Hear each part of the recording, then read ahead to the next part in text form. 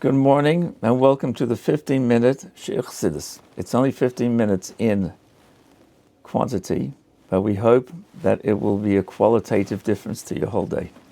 We are learning the Maamarim Tetzav Tavshem Aleph.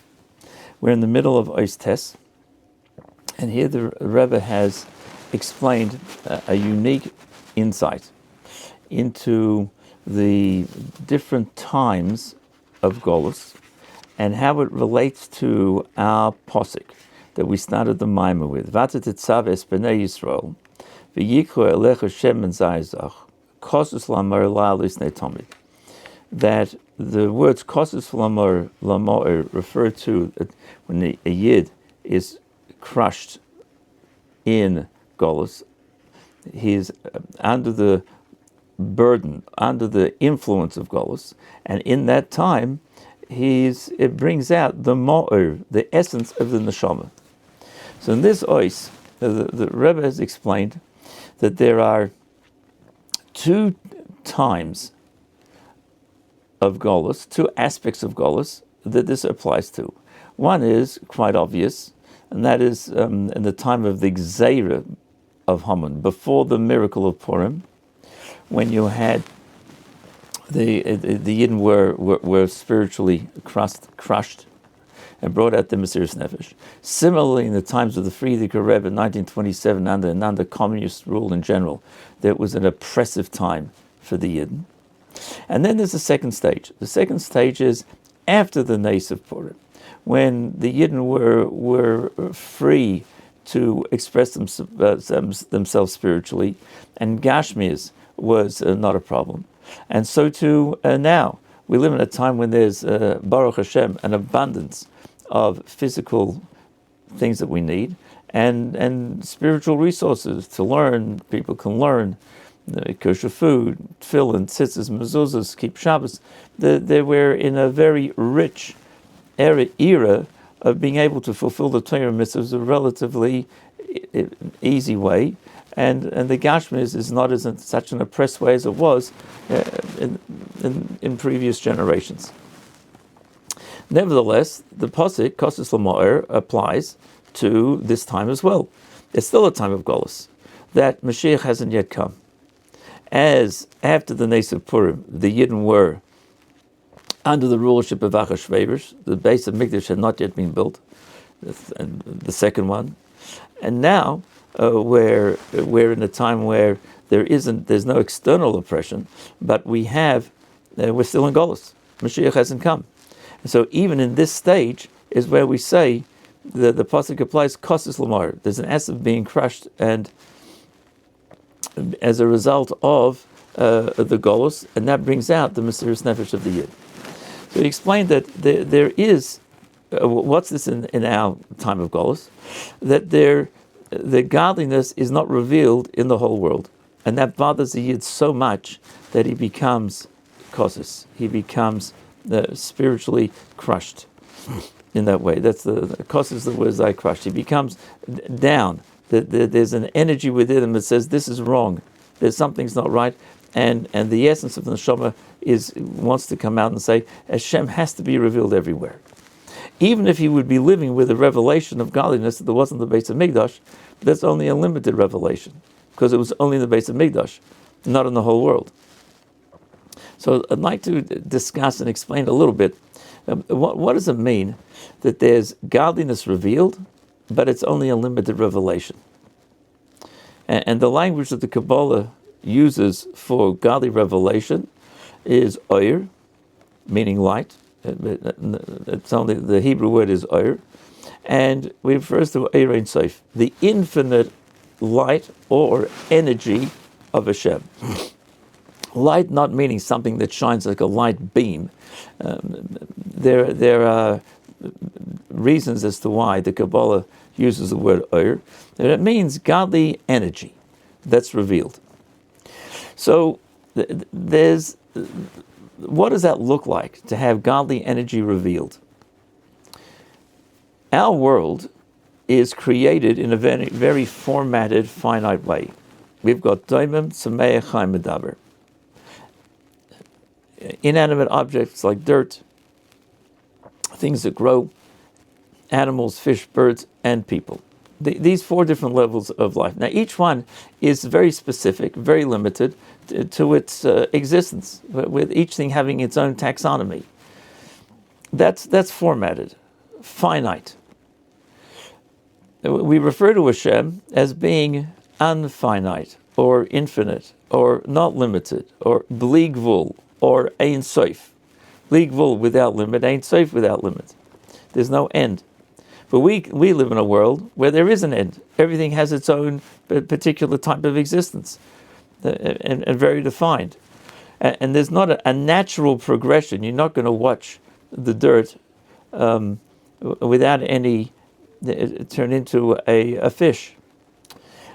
Things don't, without going into the evolution versus how creation was. But we don't see how we don't see from one level of life, how there's a natural flow of one to the other. You don't find that because each one has its own specific area of life and existence. That's formatted. But we believe that we know that we come from Hashem. Hashem is a creator. The creator, then, by definition, is not formatted or finite. We say he's infinite, or I prefer unfinite, unformatted. So bli gvul, without limit. So the conundrum has always been, how do you get from such a spiritual, unformatted, infinite energy to such a finite, formatted world? How does it work? And is there a bond and a connection between the two? And can the unfinite shine into the finite? Is that possible? So we have different names of Hashem. In general, you've got the Shem Elikim and the Shem Havaya. Yud Kei Vav Kei, Shem Havaya, Shem Elikim.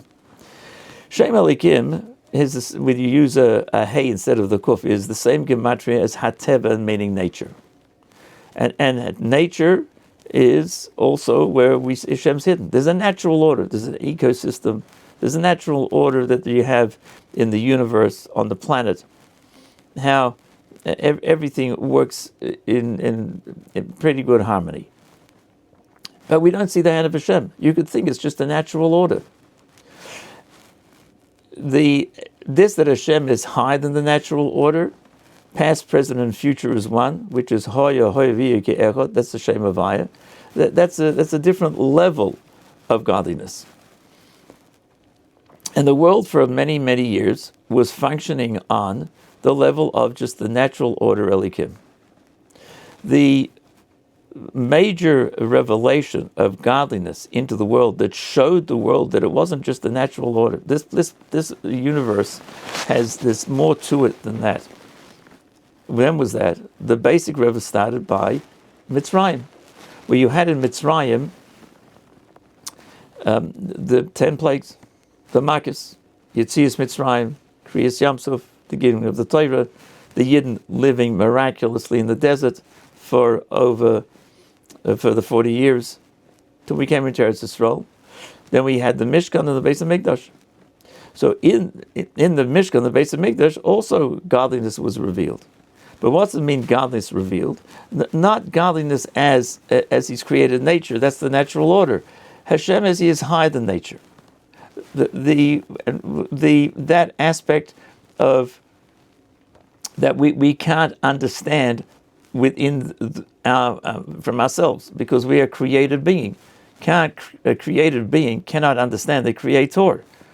We're locked in to the creation. We're created a yesh, an existence, me'ayin, from a non-existence, a davar from loy davar.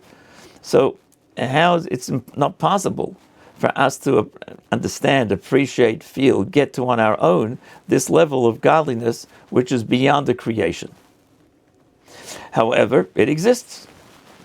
And so the unusual godly event that took place where it could now be harnessed was when Hashem said to Moshe Rabbeinu, make the Mishkan.